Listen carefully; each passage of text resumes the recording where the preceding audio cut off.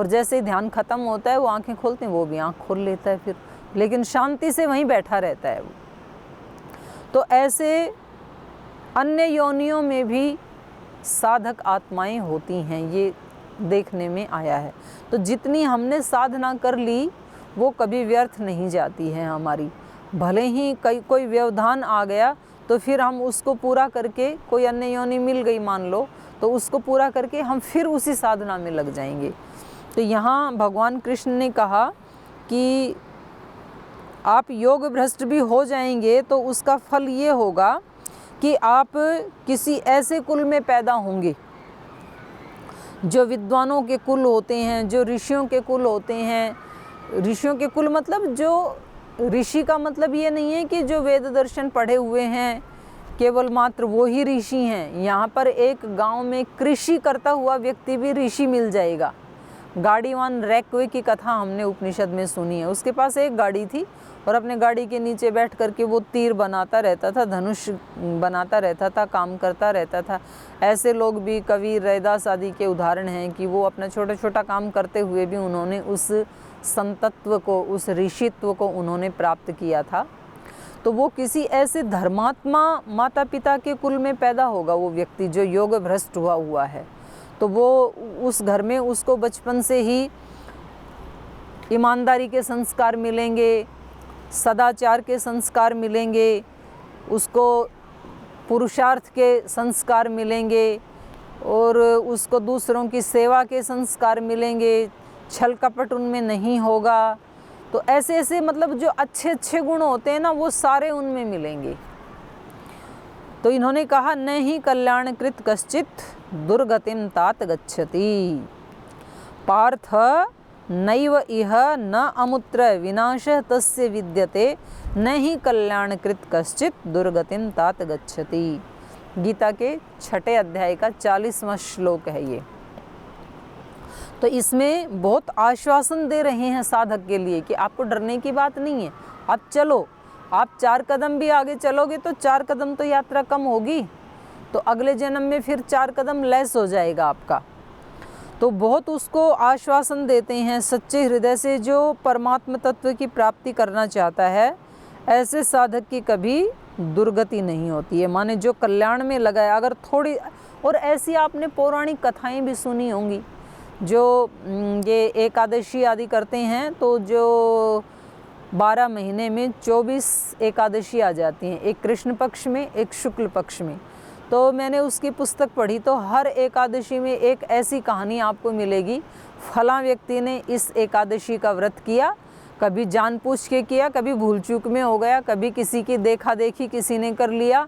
तो एक दिन मात्र के व्रत से वो व्यक्ति किसी बड़े संकट से छूट गया, या वो जाते समय वैकुंठ धाम को गया। ऐसी ऐसी कहानियाँ बना रखी। तो थोड़ी तो अतिशयोक्ति की जाती है क्योंकि उसमें रुचि पैदा करने के लिए, अध्यात्म में रुचि पैदा करने के लिए।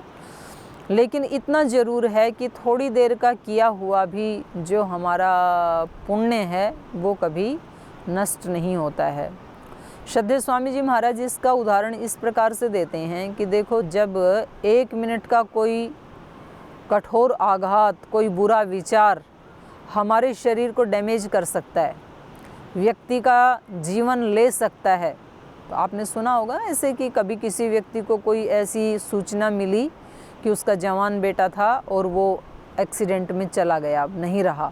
और ऐसा सच्ची घटना है ये। तो ऐसा सुनते ही वो जो बूढ़े दादाजी थे, सुनते ही उनको हार्ट अटैक आया।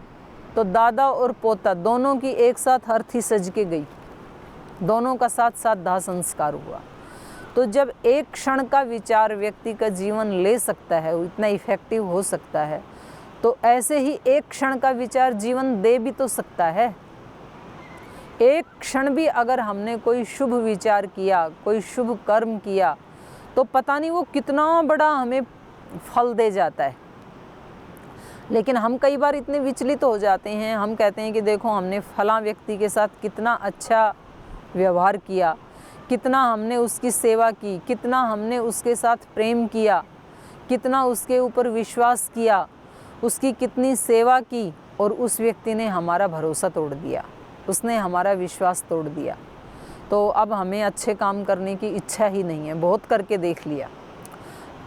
हमारे कुछ संगठन में काम करने वाले जो भाई बहन हैं वो कई बार इस प्रकार की बातें कहते, जी मैंने 10 साल तक सेवा की और मुझे एक व्यक्ति ने जो केंद्र से आया और एक दिन में आकर के मुझे पद मुक्त कर दिया, सबके सामने मेरा अपमान कर दिया, किसी दूसरे प्रभारी ने मेरा अपमान कर दिया, तो इतनी सेवा करने के बावजूद भी मुझे ये मिला, तो मुझे तो सेवा से मेरी रुचि ही हट गई। अब मैं आराम से अपने घर बैठा हूँ, मुझे कोई सेवा नहीं करनी, मुझे कोई भलाई का काम नहीं करना। मैंने बहुत भलाई करके देखी, मैंने बहुत सेवा करके देखी, हमने बहुत प्रेम करके देखा। जिनके साथ हमने सच्चा प्रेम किया वो तो धोखेबाज निकले, वो तो भाग गए छोड़ करके।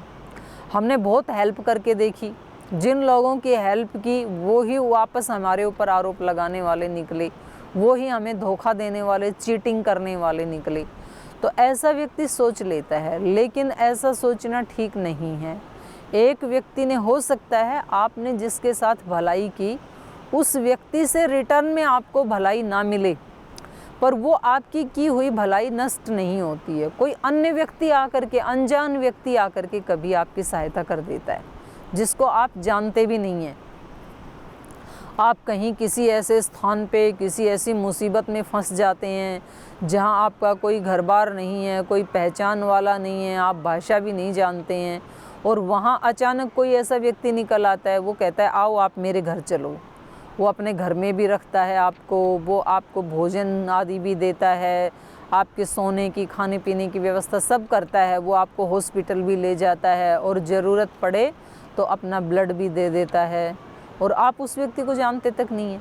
कभी ट्रेन में जाते जाते ऐसे अचानक ऐसी फ्रेंडशिप हो जाती है कि फिर वो ज़िंदगी भर वो व्यक्ति साथ निभाता है। तो ये जो अचानक हमारे जीवन में एंट्री लेने वाली जो आत्माएं हैं, जिनके लिए हमने थोड़ी भी भलाई नहीं की, तो ये कौन है, ये कैसे आ गए हमारे जीवन में? उस समय हमारे मन में ये प्रश्न नहीं आता है कि हमने तो इनके लिए कुछ किया ही नहीं, ये मेरे जीवन में इतना सहयोग करने वाले कैसे हो गए। पर जिनका हमने सहयोग किया वो यदि कभी हमें धोखा देते हैं तो तुरंत प्रश्न उठता है हमारे मन में कि हमने इनके लिए इतना भला किया और इन्होंने हमारे साथ ऐसा क्यों किया। तो हमें कभी भी अच्छे काम करना, भलाई करना, आध्यात्म के मार्ग पे चलना, शुभ मार्ग पे चलना, इसलिए हम ना छोड़ दें कि भाई हमने ये करके देखा और कभी उसमें ऐसा भी हो जाता है कि सांसारिक लौकिक दृष्टि से देखने में ऐसे लगता है कि परिणाम उल्टा ही आ गया। बहुत लोग और दूसरे भी कह देते हैं, वो कहते हैं आप तो रोज़ मंदिर जाते थे, आप तो रोज़ गुरुओं के पास जाते थे, आप तो इतनी सेवा करते थे, फिर आपके बिजनेस में लॉस क्यों हुआ? आप तो बड़े आध्यात्मिक व्यक्ति थे और देखो हमारा बिजनेस, हम तो कभी इनके संत महात्माओं के चक्कर में फंसते नहीं हैं, हमारा बिजनेस तो कितना ऊंचा चला गया, और आप तो कितना दान देते थे, आप तो कितना संयमित जीवन जीते थे, आपके जीवन में तो सब उल्टा ही हो गया। कभी आपको ऐसे व्यक्ति भी देखने को मिलेंगे, आप तो बड़ा योग प्राणायाम करते थे, तो आपको हार्ट ब्लॉकेज क्यों हो गया? आप तो रोज़ाना सात्विक आहार लेने वाले थे, तो आपके फेफड़े क्यों गल गए? तो ऐसे भी घटित दिखाई देता है कई बार कि हम जिस धर जा रहे हैं, जिस रास्ते पे, परिणाम वो नहीं आता है, कुछ और आता है। तो हमें कई बार लगता है कि भाई ये जो सब खाते पीते हैं और मौज मस्ती का जीवन जीते हैं, ये कम से कम इस जीवन का तो आनंद ले रहे हैं, और हमने क्या किया? ऐसा कभी कभी व्यक्ति का मन डामाडोल हो जाता है। लेकिन उस समय ये सोचना चाहिए कि जो मैं ये सात्विक और भलाई वाला जीवन जी रहा हूँ, ये तो मेरी जानकारी में 20-25 वर्ष की साधना है, 50 वर्ष की साधना है, लेकिन इससे पहले भी तो जीवन था। इससे पहले मैं कहाँ से आया हूँ, क्या करके आया हूँ, उन कर्मों का कितना बुरा फल मेरे को मिलने वाला था, तो ये तो छोटे में निपट गया। तो ऐसा भी तो व्यक्ति सोच सकता है। तो यहाँ भी ऐसे ही कह रहे हैं भगवान कृष्ण, नैव इह न अमुत्र। यह माने इस लोक में, ना तो इस लोक में उसका कभी बुरा होता, दुर्गति होती है, न अमुत्र परलोक में। नैव इह न अमुत्र विनाश तस्य विद्यते, उसका नाश नहीं होता है। किए हुए साधना का ना तो इस लोक में नाश होता है और ना तो परलोक में नाश होता है। न ही कल्याणकृत कश्चित दुर्गतिम तात गच्छति। कल्याण को जो प्राप्त हो गया, कल्याणकारी जो कर्म करता है उसकी कभी भी दुर्गति नहीं होती है। माने भलाई करने वाला व्यक्ति कभी भी बुराई से पराजित नहीं हो सकता है। तो ये क्या छोटी बात है।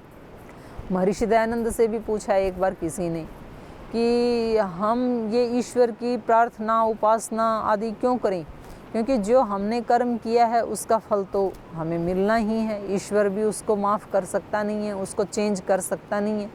जिसने जो कर्म किया है वो उसको मिलना ही है, तो उसमें कोई रियायत तो है नहीं। तो भक्ति क्यों करें, फिर उपासना क्यों करें। तो उन्होंने कहा कि ये सच है, जो मनुष्य ने किया है वो उसका किया हुआ उसको स्वयं ही भुगतना पड़ता है। लेकिन जिसने भलाई की है, जिसने साधना की है, जिसने सेवा की है, वो ऐसा संकट आने पर उस संकट को बहुत आसानी से हंसते हंसते झेल लेता है। तो ये क्या कम उपलब्धि है। नहीं तो उसको झेलते हुए व्यक्ति टूट भी तो सकता था, उसको भोगते हुए व्यक्ति पराजित भी तो हो सकता था, आगे जीवन यात्रा बस वहीं ख़त्म हो जाती, ये भी तो हो सकता था। तो राजा हरिश्चंद्र जैसे व्यक्ति, मर्यादा पुरुषोत्तम श्री राम जैसे व्यक्ति, योगेश्वर श्री कृष्ण जैसे व्यक्ति, उनके जीवन की बाधाएं तो देखो, मतलब सुन करके भी रूह कांपती है। और उनको भी वो क्रॉस करके चले गए। तो ये भक्ति का परिणाम है। जो किया है वो तो मिलता है। तो उसको हम दो तरीके से ले सकते हैं। वो अपनी अपनी मन स्थिति के अनुसार हम ये भी मान सकते हैं ये मेरी परीक्षा है। हम ये भी मान सकते हैं कि किसी न किसी जन्म के किसी न किसी कर्म का फल है, तो भुगत लेते हैं, इसको कोई बात नहीं है। लेकिन किसी भी हालत में वो श्रेष्ठ मार्ग पे चलना नहीं छोड़ते हैं। प्राप्य पुण्य कृताम लोकानुषित्वा शाश्वती समाहा शुचिनाम श्रीमताम गेहे योग भ्रष्टो अभिजायते। प्राप्य पुण्य कृताम लोकान, जो योग के रास्ते पर चलते हुए पूर्ण मंजिल तक नहीं पहुंचा, तो क्या होगा उसका फिर। पुण्यकृताम लोकान प्राप्य, पुण्यकृत लोकों को प्राप्त करके, लोक मतलब यहाँ पर घर परिवार उसको भी कह सकते हैं। जो पुण्य आत्मा है ऐसे स्थानों को प्राप्त करके, उषित्वा वहाँ पर रह करके। यहाँ तो जो इसका अर्थ किया है वो ये किया है कि वो शाश्वती समाहा, लंबे समय तक कुछ स्वर्ग आदि उसको अच्छे भोग मिलेंगे। स्वर्ग में रहेगा वो, कुछ ऊंचे लोकों में वो रहेगा कुछ समय। और वहाँ पर उषित्वा, वहाँ पर निवास करके, वस धातु से उषित्वा शब्द बना है त्वा प्रत्यय करके। तो वहाँ कुछ काल तक रह करके शुचि नाम श्रीमताम गेहे, शुचि नाम पवित्र आत्माओं के घर में पैदा होगा। वो ऐसे घर में पैदा होगा जहाँ छल कपट झूठ चोरी डकैती इस तरह की चीज़ें कोसों दूर होंगी। किसी को धोखा देना, किसी से चीटिंग करना, बेईमानी करना, ये चीज़ें नहीं होंगी। बल्कि कैसे होंगे वो, शुचिनाम गेहे, पवित्र आत्माओं के घर में पैदा होता है। श्रीमताम, तो दो प्रकार की श्री होती है। एक तो बाहर की धन दौलत, तो हो सकता है वो बचपन से ही ऐसे घर में पैदा होगा, तो जहाँ बाहर की भी बहुत सारा ऐश्वर्य हो। और दूसरा श्री का अर्थ होता है आत्मा की संपद, दैवी संपद, जिसको गीता में अभयम सत्व संशुद्धि आदि जो 20 गुण बताए हैं, वहाँ पे 25 गुण बताए हैं। तो उन गुणों के साथ वो ऐसे माता पिता के घर में पैदा होगा। शुचिनाम श्रीमताम गेहे योग भ्रष्टो अभिजायते, जो योग से भ्रष्ट हो गया है, जो कहीं ना कहीं बाधा आने से पूरे लक्ष्य को प्राप्त नहीं कर पाया है, तो वो उसका किया हुआ जितना भी उसने किया वो नष्ट नहीं होगा, बल्कि वो उसको फल देने वाला ही होगा। वो ऐसे घर में पैदा होगा, फिर लग जाएगा अपनी यात्रा में। अथवा योगिनाम एव कुले भवति धीमताम एतद् ही दुर्लभतरम लोके जन्म यद ईदृशम। और भगवान कृष्ण ये उन्हीं के ही कहे हुए श्लोक हैं, किसी मनुष्य के नहीं। तो ये 6 अध्याय का 40, 41 और 42 लगातार 3 श्लोक हैं, जो प्रश्न भाई ने पूछा है उसके उत्तर में भगवान कृष्ण का जो उत्तर है वो यहाँ मैंने कोट किया है। तो ये कह रहे हैं कि या तो वो शुचिनाम श्रीमताम गेहे अभिजायते, या तो वो पवित्र आत्माओं के घर में या श्रीमंत माता पिता के घर में पैदा होगा, अथवा या फिर योगीनाम एव कुले भवति धीमताम, अथवा धीमताम योगीनाम, धी वाले प्रज्ञा ऋतंभरा हो गई है बुद्धि जिनकी, ऐसे योगी नाम एवं योगियों के कुल में ही उनके परिवार में, और पहले तो कुछ गृहस्थ भी ऐसे ऋषि होते थे तो उनके घर में, जैसे शुकदेव आदि, तो वो ऐसे कुल में पैदा हुए कि उनके माता पिता भी ऋषि हैं, इतनी ऊंची स्थिति को प्राप्त हैं। तो योगिनाम कुले भवति धीमताम एतद ही दुर्लभतरम लोके जन्म यद ईदृशम। करें बड़ा दुर्लभ है ये ऐसे कुल में पैदा होना, संसार में ऐसे बचपन से ही ऐसी स्थिति मिल जाना, ये बड़ा दुर्लभ होता है। दुर्लभ मतलब ये बिना साधना किए नहीं मिल सकता है। तो ये हमारे सारे शास्त्र भी कहते हैं जाति आयु भोग ये हमारे पहले के कर्माशय के अनुसार मिलते हैं। और कभी कभी ऐसा होता है कि किसी ऐसे कुल में पैदा हो गए जहाँ बहुत कठिनाई से हमने बचपन अपना यापन किया और उसके बाद फिर हमारे पुण्य का उदय हो गया, तो एकदम से हम किसी ऐसे योगी के साथ हमारा भाग्य जुड़ जाता है। तो ये सारा किया हुआ जो है जैसा पूछा तो वो नष्ट नहीं होता है, इसलिए कभी भी भलाई करना नहीं छोड़ना चाहिए। और अध्यात्म के मार्ग पे जितनी ये सच है कि वो दीर्घ काल करना पड़ता है, सतत करना पड़ता है, पर यदि कहीं बीच में कभी कोई बाधा आ गई तो तुरंत व्यक्ति को फिर लग जाना चाहिए। ये नहीं सोचना चाहिए कि भाई एक बार टूट गया तो अब तो ना आगे का मिलेगा ना इधर का मिलेगा, तो चलो अब संसार की तरफ ही चल लेते हैं। व्यक्ति से भूल क्या होती है कि वो ना उसकी बुद्धि निश्चयात्मक नहीं होती है, थोड़ी थोड़ी देर में निर्णय बदल देता है। वो एक व्यक्ति को किसी अपराध के दंड के स्वरूप में किसी ने कहा कि भाई इसका दंड ये है, चाहे तो आप 100 डंडे खा लो और चाहे 100 प्याज खा लो, तो दोनों में से एक का चुनाव कर लो अपनी इच्छा के अनुसार। तो उस व्यक्ति ने सोचा, बड़ी बुद्धि लड़ाई उसने, तो उसने कहा भी डंडे से तो दर्द होगा तो चलो प्याज ही खा लेते हैं, तो कुछ ना कुछ तो गुण करेगी कम से कम। तो उन्होंने कहा ठीक है प्याज खाएंगे, लाओ भाई 100 प्याज लेके आओ। तो अब उसने एक प्याज आराम से खा ली, 2 खाई, 3 खाई, 5 खाई, 10 खाई, और कितनी खाएगा। तो उसको लगा भाई ये तो 100 रखी हैं, ये तो बड़ा टेढ़ा काम है 100 खाना। तो चलो थोड़ा सा दर्द होगा तो जल्दी जल्दी मार देंगे, तो 100 डंडे ही खा लेते हैं।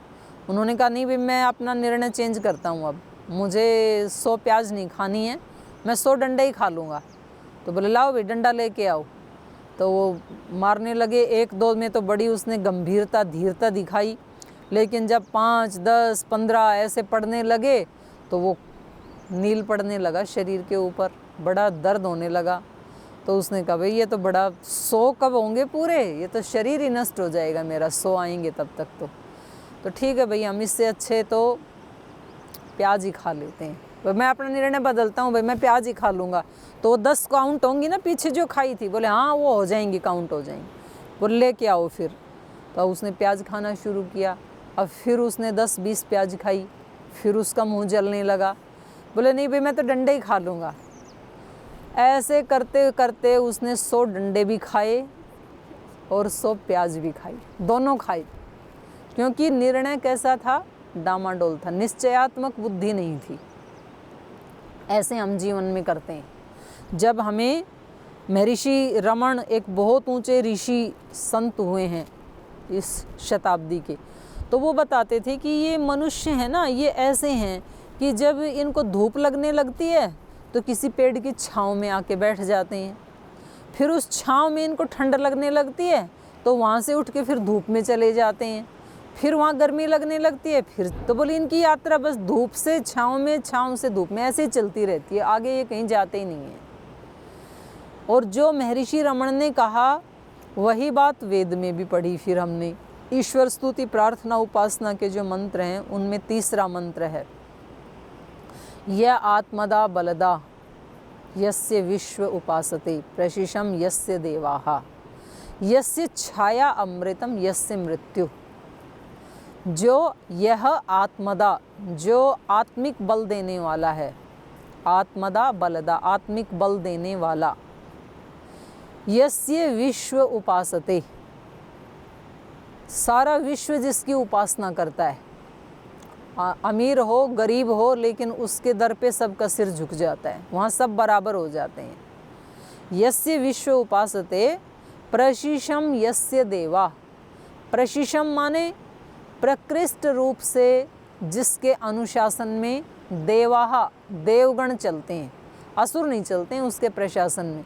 असुर तो मनमानी करते रहते हैं, वो लड़ते झगड़ते रहते हैं, दंड भुगतते रहते हैं, उनको कुछ मिलता नहीं है, शिकायत करते रहते हैं, फिर कुछ मारपीट करते रहते हैं, तोड़फोड़ करते रहते हैं, फिर उनको दंड दिया जाता है, फिर कुछ ना कुछ उपद्रव करते हैं। वो उसके अनुशासन को मानते नहीं हैं जो असुर हैं।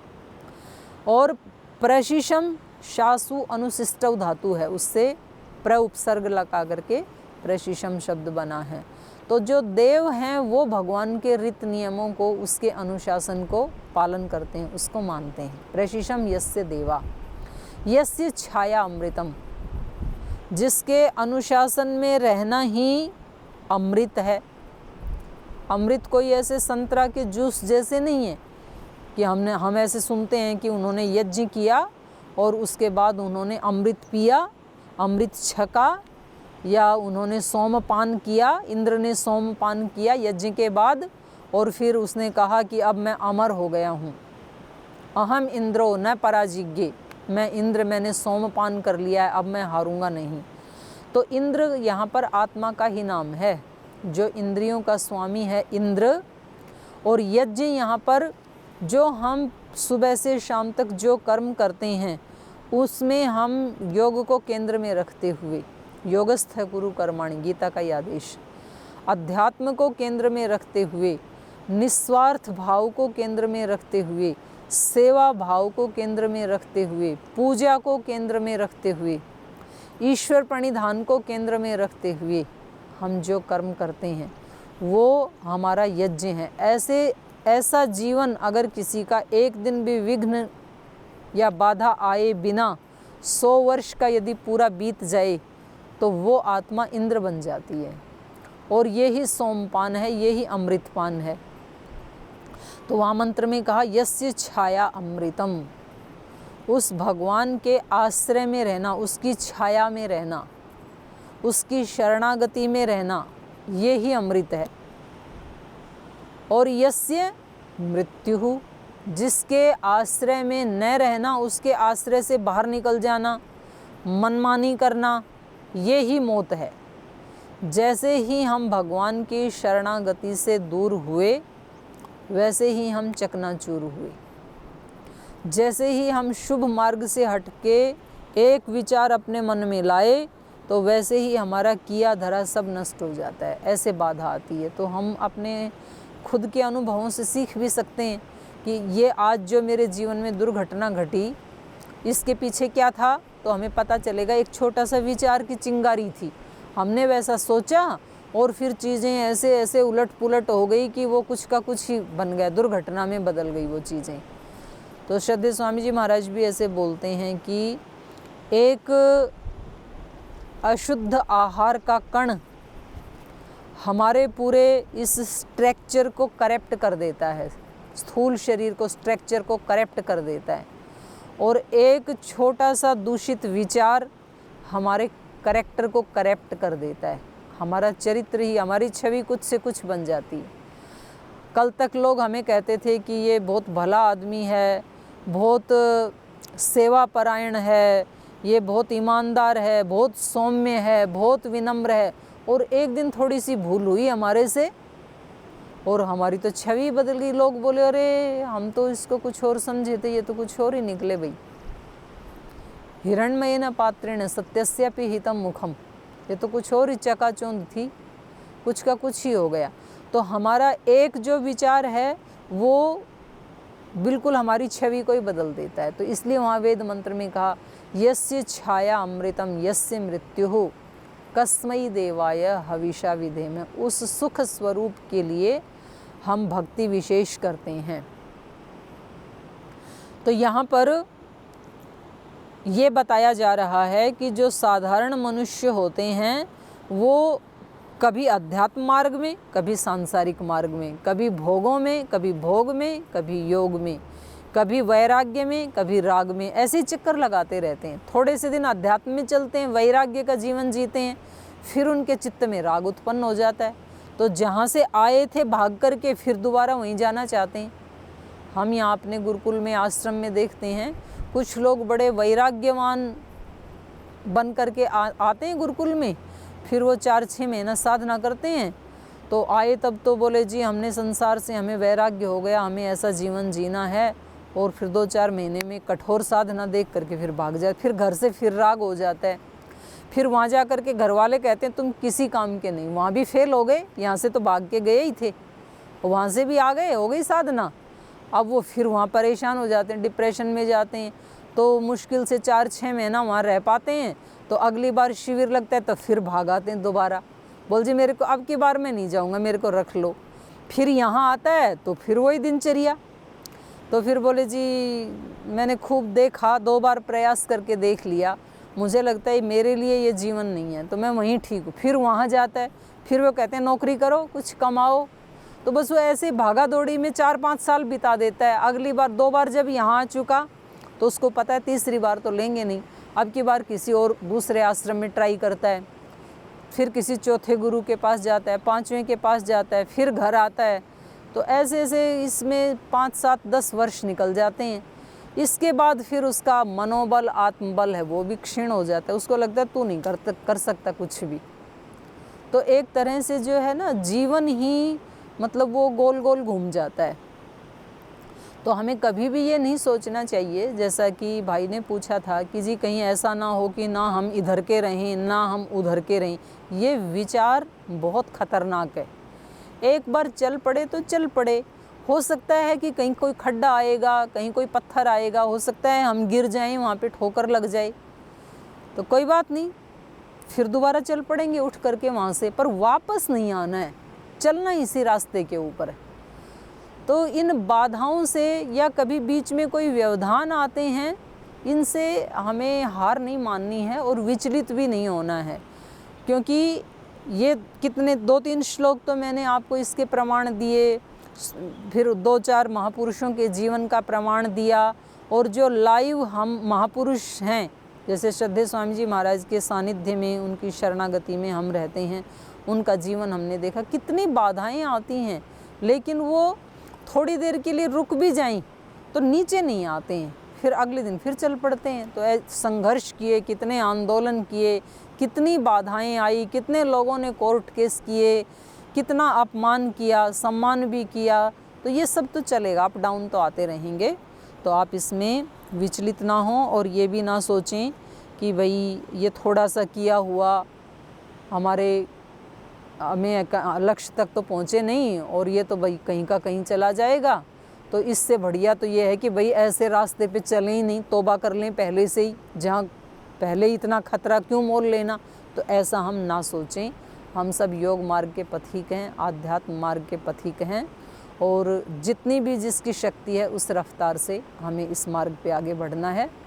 तो आज की कक्षा में इतना ही, शेष चर्चा अगली कक्षा में करेंगे।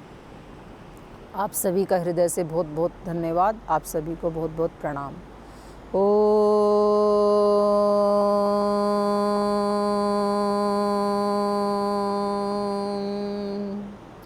शांति शांति शांति। श्री गुरुभ्यो नमः।